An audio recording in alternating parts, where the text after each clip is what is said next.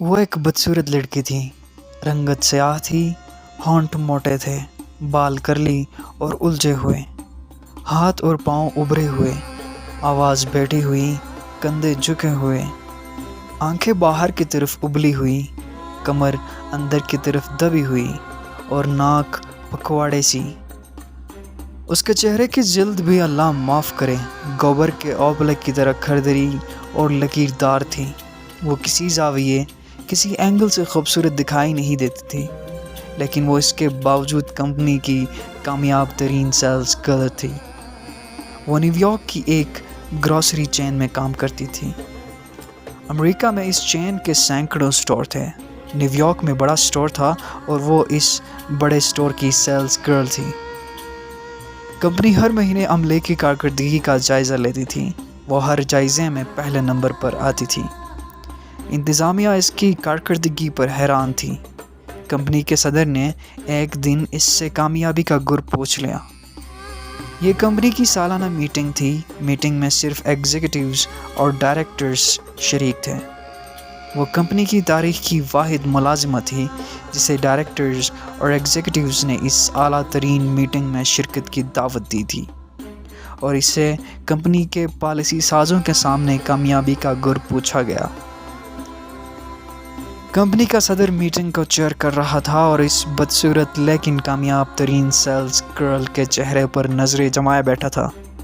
لڑکی نے مسکرا کر جواب دیا، 2 گر ہیں۔ میٹنگ میں موجود تمام گروہ اسے غور سے دیکھنے لگے۔ اس نے جواب دیا، پہلا گر میری جسمانی بدصورتی ہے۔ میرے جسم میں کوئی چیز خوبصورت نہیں تھی۔ میں بچپن ہی میں اپنی اس خامی کو پہچان گئی، چنانچہ میں نے اپنی ذہن، اپنی اخلاقیات اور اپنی زبان کو خوبصورت بنا لیا۔ مجھے دیکھنے والے مجھے مسترد کر دیتے تھے، لیکن مجھ سے ملنے والے، میرے ساتھ گفتگو کرنے والے اور میرے ساتھ ڈیل کرنے والے مجھے کبھی نہیں بھولتے۔ یہ مجھے ہمیشہ یاد رکھتے ہیں۔ اس نے سانس لیا اور اس کے بعد بولی، اور دوسرا گر میرا دوسرا فیرا ہے۔ میں اپنے کسٹمرز کو کاؤنٹر پر کھڑا کرتی ہوں اور اس کے پاس دوبارہ آتی ہوں۔ میٹنگ میں شریک ڈائریکٹرز کو پہلی بات فوراً سمجھ آ گئی۔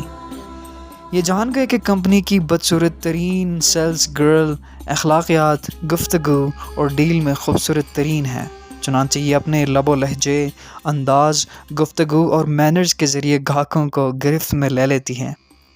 لیکن انہیں دوسرے فیرے کا گر سمجھ نہ آیا، لہٰذا وہ آنکھیں پھاڑ پھاڑ کر اس کی طرف دیکھنے لگے۔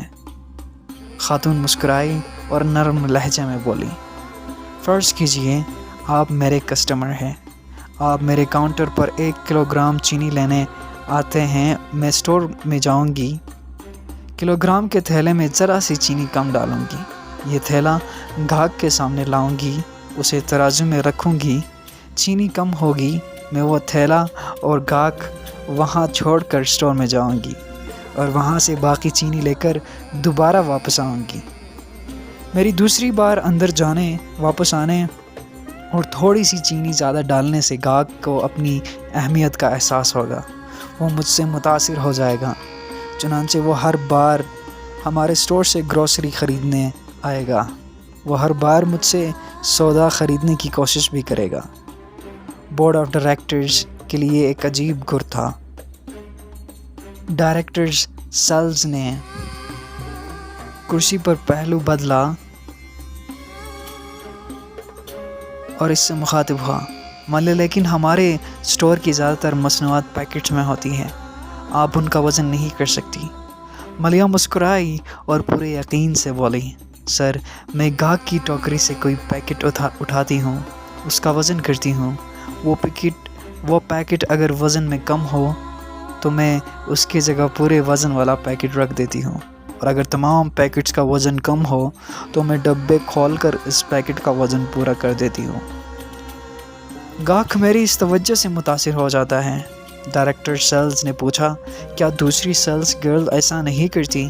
ملیہ نے مسکرا کر جواب دیا، سر، وہ خوبصورت ہیں اور خوبصورتی کو تکنیک کی ضرورت نہیں ہوتی۔